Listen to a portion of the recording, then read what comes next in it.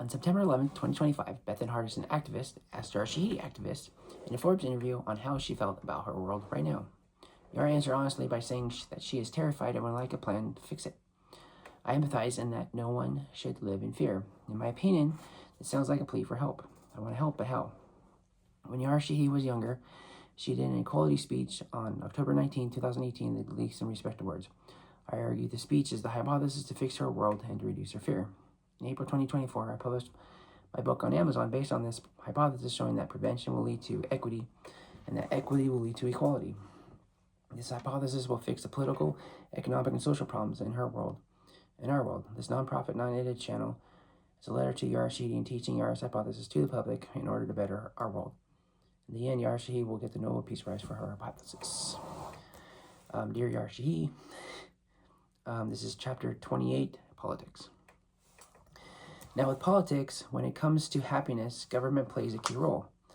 Students in school will learn about this. For example, in Denmark, most people trust their government because the government is transparent with little corruption and there are no large disparities when it comes to wealth. Plus, the country has had very little national turmoil for more than a century. The country experiences little violence or murder, and so people feel very safe and secure. A nice stabbing makes the front page, but they are extremely rare. The people in Denmark are being taken care of by their government, and this can lead to great trust from the people. With prevention, as mentioned before, America can have the same benefits as Denmark is having now. I've touched on most of these subjects so far, like happiness, God infrastructure, no more racism, microloans, IEP, etc. But the one subject I've not touched on is transparency. I argue that America should have full transparency from its government for its citizens to be happy. When people are told the truth about a tragedy, people in America step up without panic and help get on board to stop or solve the tragedy from happening again. For example, World War II and 9/11 were two campaigns that people stood proud for to stop from happening again. In both cases, Americans were told the truth on what happened, and people enlisted in the armed services and armed forces to stop Hitler and bin Laden from taking over the country and the world. In both cases, Americans defended this country and the freedom given here for future generations to come. Students will learn about how similar Students will also learn about how similar the political parties can be. In the 1950s, the political parties of the U.S. were more ideological mix than today, with conservative and liberal wings in both Republican and Democrat parties. For example, Dwight Eisenhower was courted by both parties to run for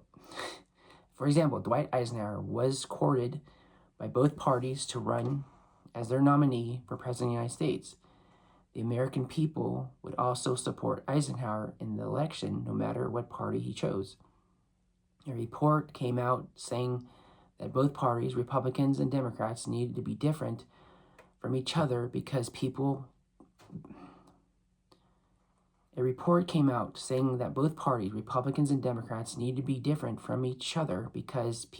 choosing their politicians in elections couldn't really tell the difference. Now the parties of today have achieved this goal by using fear tactics and distrust campaigns against each other for decades. The end result of these campaigns of today are polarized divisions of its electors, party members, and party politicians. There is hope. The 1950s political mix can be achieved again even today with politics. It doesn't have to be a rat race of fear and hate on how troubling the other side is. This is propaganda. Propaganda promotes object thinking that can lead to wars and genocides, as mentioned before. Empathy training by measuring empathy with an fMRI, AI, and contact theory can get rid of this object thinking. The same can be said by sticking to the facts as well. We all want to achieve the same thing. If the U.S. gets rid of propaganda and sticks to the facts with scientific studies, in the 1950s of politics can come back once again. This means that conservatives, liberals, Republicans, and Democrats can all be elected into the same parties again without remorse, hesitation, or hate like it was in the 1950s. This also means that conservatives, liberals, Republicans, and Democrats can all work together by passing laws to help students to adults to achieve happiness, the God of infrastructure, etc. This is America's future. To answer the question, why are we here? Another thing that will help politics is the power of the press. When students are in school, they will know that the true power of the press is to shame a politician if they are lying about a certain subject. This will stop politicians from using personal and political truths. If this doesn't work, then as mentioned before, then students will learn studies and ethics and understanding objective truth so that they can see through the fabrication the politician will try to push. Once the truth is known, then politicians governed by ethics will be punished appropriately so that these lies will never resurface again. Students will also learn about why it is so important to question our leaders in any situation. For example, in a famous experiment, the experimenters wanted to know why good people follow terrible people. Many people think they wouldn't follow orders to commit violence, but this study shows that this capacity is in most humans. It is not a question of a human's personality, but it is a question of the situation. There is a high probability that each individual would behave the same way. Somehow, by our internal construction and by our attitude to the world, we are ready to do bad things to other people. This is why learning this lesson from 2 years old to graduation will prevent this type of thinking from taking place and disregard the command or order from a higher authority. When they did this, they showed this on PBS, and it was really maddening because these are good people, and they were showing that they were actually hurting the other person. I mean, it was, pretend, but they didn't know that. And they kept pushing the button higher and higher and higher. And the person on the other side was screaming, ah, ah, ah. And the fear wasn't kicking in, but the person doing the authority was. And so they were following the orders. It was just, it was maddening, but it's true. It's just so true. It's just, I'm kind of scared that I would probably be one of those people. It's like, no, I thought I was better than everyone. Nope, I'm just the same like everyone else. It's like, God. It's sad. Somehow, by our internal construction and by our attitude to the world, we are ready to do bad things to other people. This is why learning this lesson from 2 years old to graduation will prevent this type of thinking from taking place and disregard the command or order from a higher authority. When students think for themselves in situations with objective truth and ethics, then following a bad leader will be a thing of the past. Why is this so? This is so because the leader and the followers will be following the evidence that will lead to the solution to the problem. This knowledge base of the people will not be tolerated if the leader decides to go an unethical way or kill a lot of people because they wanted to, or use conspiracy theories to persecute another race, gender, or culture to obtain more power, like dictators now and in the past do. This behavior will not be tolerated by the people. This leader will be arrested, banished, or voted out of office before any damage was done, because everyone is able to know what is real and not real in facts, thanks to the IP and prevention to know objective truth. It's so simple. I know I keep rambling about it, but it's just so beautiful. While in school, students will learn about democracy stress tests that the government will perform in independent studies like simulations in order to defuse any dictator that tried to come to power in the U.S. For example, many dictators use the same tactics to gain power, and to stay in that power for decades. According to the dictator's playbook from PBS, God, I love PBS. It's just, most of my references are from PBS. Most of the keystone facts in this paper is from PBS. It's just amazing what, I mean, I didn't even like it when I was a kid. I hated it. It was so annoying because all I wanted to watch was cartoons, and PBS had all these educational channels. Ugh. Then when you get older, I'm watching it. It's like, how ironic. So funny. According to the dictator's playbook from PBS, some tactics that were stressful for dictators in the past were creating terror, propaganda, creating an enemy, creating a cult, controlling the elites, control of a secret police, the use of violence, using culture of fear. With the students knowing these dictator tactics and the U.S. providing democratic stress tests and studies for students to understand and follow, then democracy will reign supreme and no dictator will ever rule America.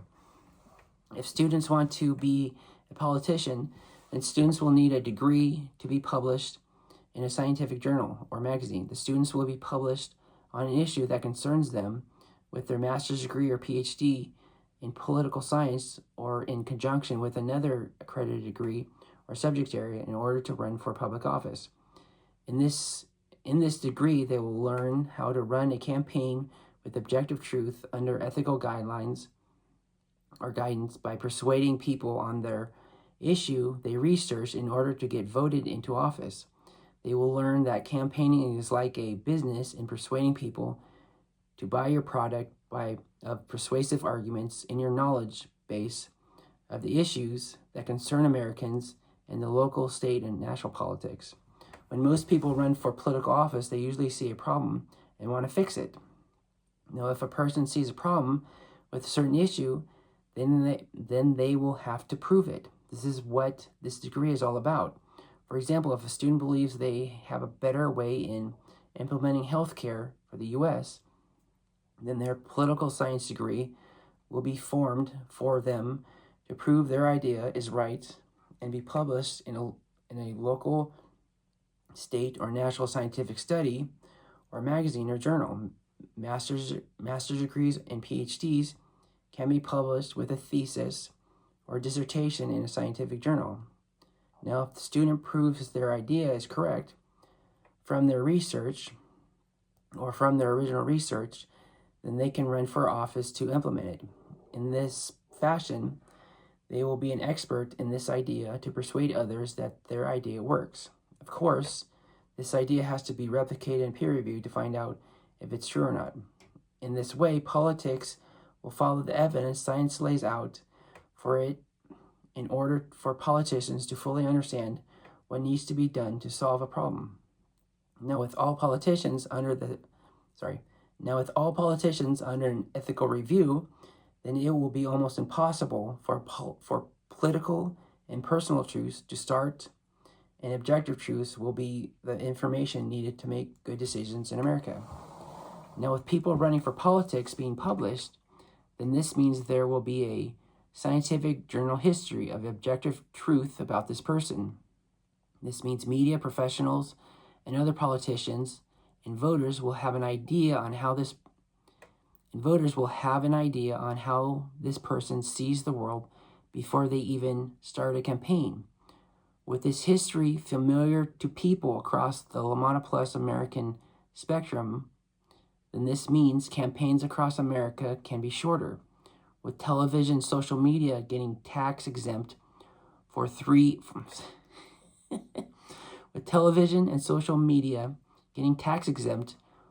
advertising for the presidential candidates, as an example, in all the states in the union, then candidates will need and ask for less revenue over the 30 days for a primary election in June.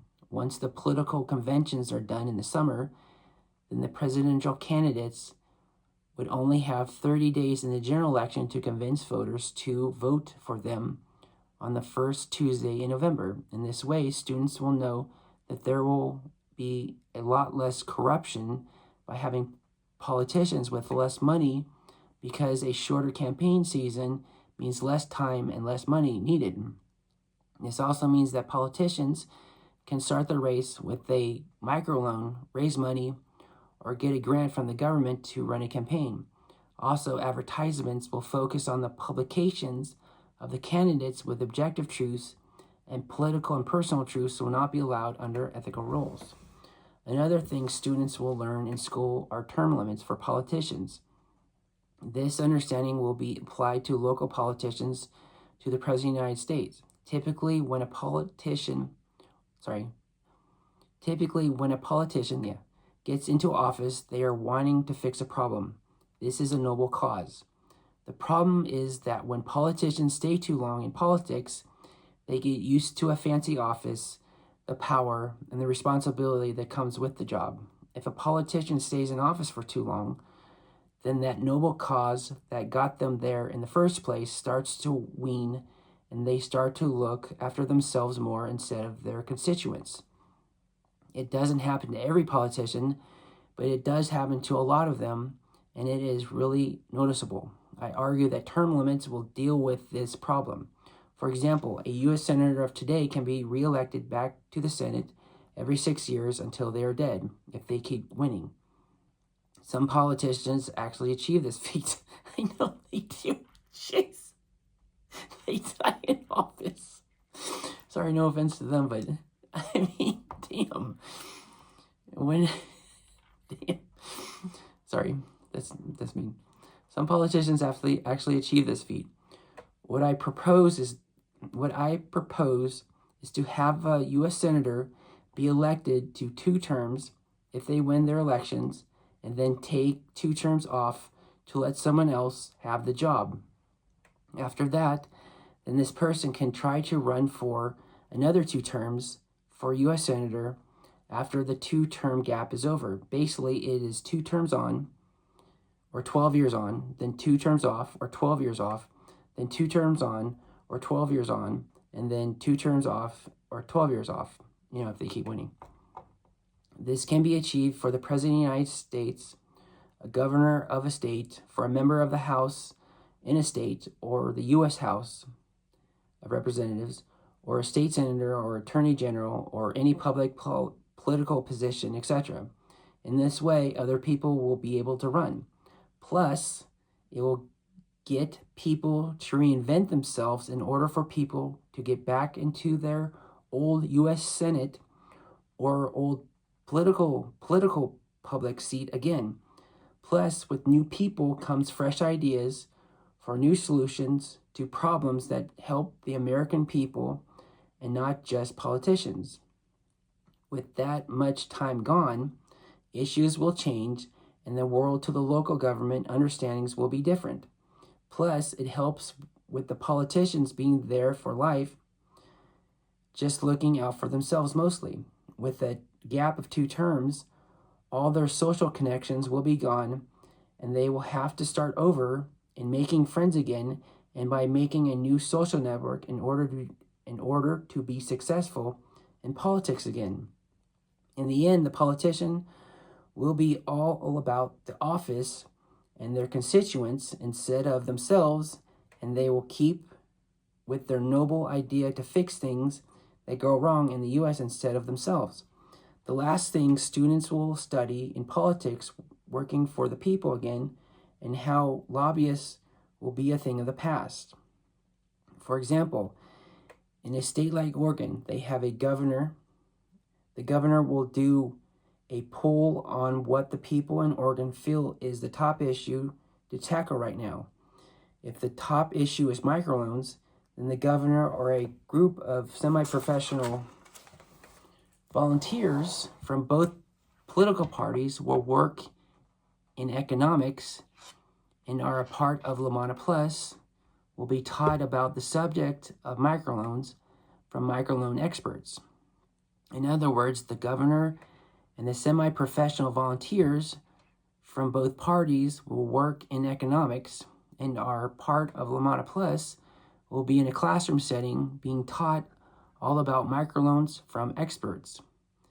The people in the classroom will study, be tested, debate, and vote on the proper way to handle the microloan problem. In order to help all of Lamana Plus citizens in the classroom, the material will be presented at the elementary school level, middle school level, high school level, college level, and expert level in an IEP for the individual education, so that the tests can be taken as many times as possible in order for that person to pass. After the vote has been cast, then 3 independent studies will be conducted on the solution to the microloan problem to see if it will work after the studies are published and peer-reviewed. After it passes the governor's phase, then all the counties across Oregon will have classrooms and a large study for Oregon citizens from both political parties to participate in. They will study, be tested, debate, and vote in wanting to implement the solution to the microloan problem. In order to help all of Lamana Plus citizens in the classroom, the material will be presented at the elementary school level, middle school level, high school level, college level, and expert level in an IEP for the individual education, so that the test can be taken as many times as possible in order for that person to pass. If the large study of Oregon citizens does not show favorability for the solution to the microloan problem, then this answer gets tossed and another solution will be found in the classroom setting with the Oregon governor and another semi-professional group of volunteers from both parties who work in economics and are a part of Lamana Plus. It basically starts all over again to find an appropriate solution that Oregon residents will accept. If the large study shows favorability for the solution to the microloan problem, then the Oregon Senate and House will vote on it to be put into law with the Oregon governor signing it.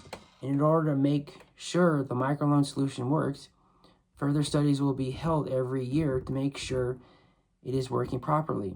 If the study finds a problem, then it will go back to the classroom with the Oregon governor and another group of Lamana Plus people from both political parties in that special area.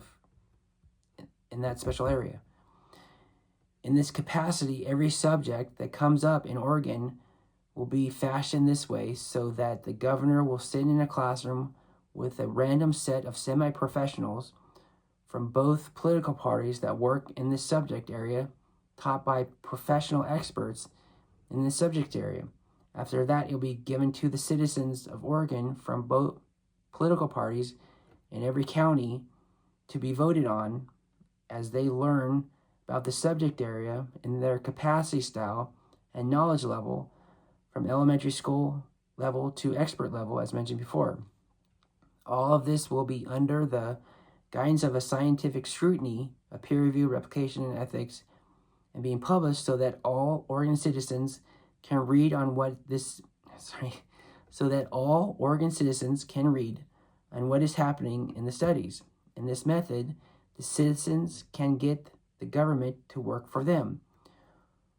With so much randomization from people participating from all over the state and the scrutiny of science being used, then lobbyists will be a thing of the past. It's that simple. Ich ni san shi go. Kuju. Konnichiwa, la lun, oui. Hola, buenos dias. We all win together. De nada.